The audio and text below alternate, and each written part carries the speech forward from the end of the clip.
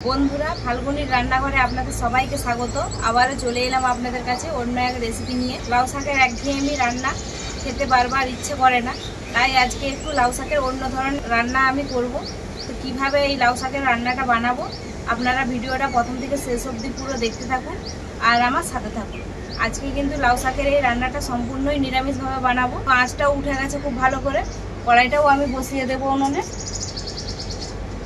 কড়াইটা খুব ভালোভাবে গরম হয়ে গেছে। কড়াইতে এখন দিয়ে দেব সরষের তেল। তেলটা খুব ভালোভাবে গরম হয়ে গেছে। এই লাউ শাকের নিরামিষ রেসিপিতে আমি বড়িও দেব, তো বড়িটাই প্রথমে আমি ভেজে নেব।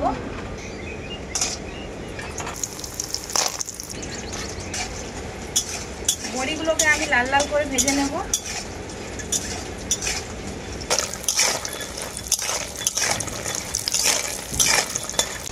বড়িটাকে আমি একদম লাল লাল করে ভেজে নিয়েছি, এখন তুলে নেব।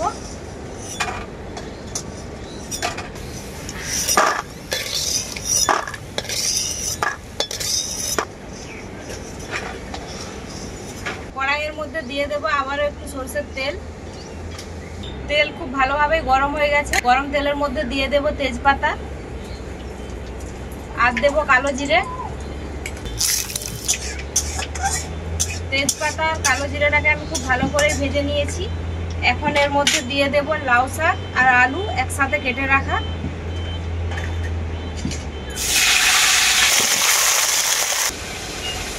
আমি এই লাউ শাকের রেসিপিতে লাউ শাকের পাতাগুলোও নিয়ে নিয়েছি।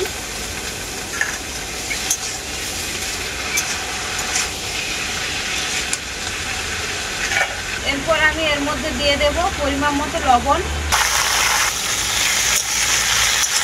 আলু আর লাউ শাকটাকে তেলে খুব ভালো করে কষিয়ে নেব। আলু আর লাউ ডাঁটাটাকে আমি খুব ভালো করেই কষিয়ে নিলাম। এখন আমি এর মধ্যে দিয়ে দেব আদা বাটা। আদাটাকেও আমি সবজির সাথে খুব ভালো করে কষিয়ে নেব। আদাটাকে আমি সবজির সাথে খুব ভালো করেই কষিয়ে নিলাম। এরপর আমি এর মধ্যে দিয়ে দেব আরও কিছু সবজি। তো এখানে আমি নিয়েছি ভেন্ডি, ঝিঙে আর বেগুন, এগুলোও দিয়ে দেব এর মধ্যে।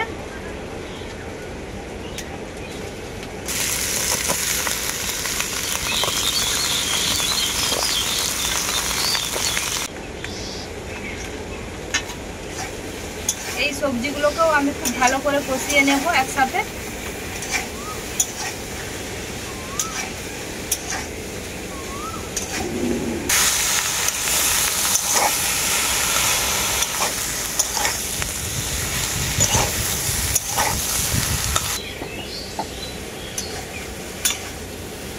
আজকে আমি এই লাউ শাকের রেসিপিটা অল্প তেল মশলায় বানাচ্ছি, আপনারা দেখতেই পাচ্ছেন।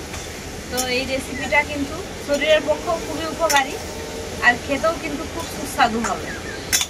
সব কিছু সবজি একসাথে খুব ভালোভাবে কষিয়ে নিলাম। এখন এর মধ্যে দিয়ে দেব বাটা মশলা।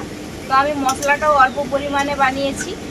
আজকের এই রেসিপিতে আমি শুকনো লঙ্কা দিচ্ছি না, কাঁচা লঙ্কার পাতা আর আছে জিরে একসাথে বাটা। তো দিয়ে দেবো এই মশলাটা সবজির মধ্যে। আর দেবো পরিমাণ মতো হলুদ গুঁড়ো।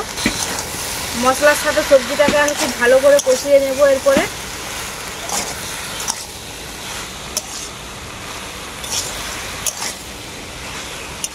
মশলাটাকে সবজির সাথে আমি খুব ভালো করে কষিয়ে নিলাম।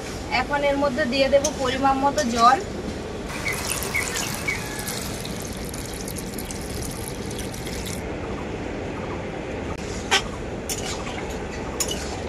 এরপর আমি সবজিটাকে ঢাকা দিয়ে খুব ভালো করে সেদ্ধ করে নেব। কিছুক্ষণের মতো হয়ে গেছে, ঢাকাটা খুলে দেখে নেব।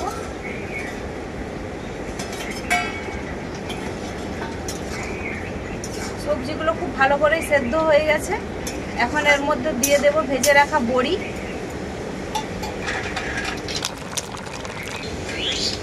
এই ভেজে রাখা বড়িগুলো দেওয়ার পরে ঝোলটাকে আবারও খুব ভালো করে ফুটিয়ে নেব।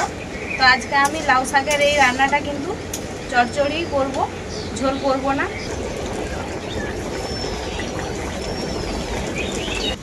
তো বন্ধুরা, ঝোলটা পুরোই শুকনো হয়ে গেছে। লাউ শাকের চচ্চড়ি রেসিপিটা পুরোপুরিভাবে রেডি। এখন নামিয়ে নেব।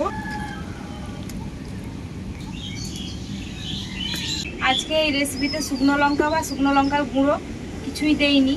তো আজকে একদমই কম তেল মশলায় বানিয়েছি। তো তো একদমই কম তেল মশলায় সুস্বাদু রান্না আজকে লাউ শাকের এই রেসিপিটি। তো কেমন হয়েছে খেয়ে বলছি।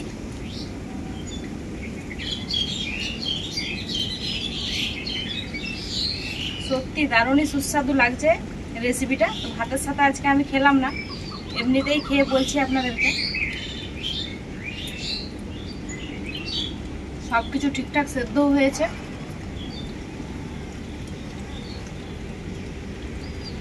গরম গরম ভাতের সাথে এই নিরামিষ লাউ শাকের রেসিপিটা পাতে পড়লে কিন্তু একদম জমে যাবে। এই লাউ শাকটাও কিন্তু দারুণই মিষ্টি। তো রেসিপিটি দুর্দান্তই লাগলো সব মিলিয়ে। তো আপনারাও এইভাবে বাড়িতে এই লাউ শাকের রেসিপিটা বানিয়ে নেবেন, দেখবেন খেতেও কিন্তু খুবই ভালো আর একদম সহজ রান্না। এইভাবে অল্প তেল মশলায়ও বানানো হয়ে যাবে আর খেতেও সুস্বাদু লাগবে। তো এই রেসিপিটি বানিয়ে খাওয়ার পরে আমাকে কমেন্ট করে জানাবেন যে লাউ শাকের এই রেসিপিটি কেমন হয়েছে। ভিডিও ভালো লাগলে লাইক, শেয়ার, সাবস্ক্রাইব অবশ্যই করে দেবেন। প্রত্যেক দিনের মতো আজকেও বলছি, আপনারা ভালো থাকবেন, সুস্থ থাকবেন, নিজেদের খেয়াল রাখবেন। আবার দেখা হবে পরবর্তী ভিডিওতে নতুন কোনো রেসিপি।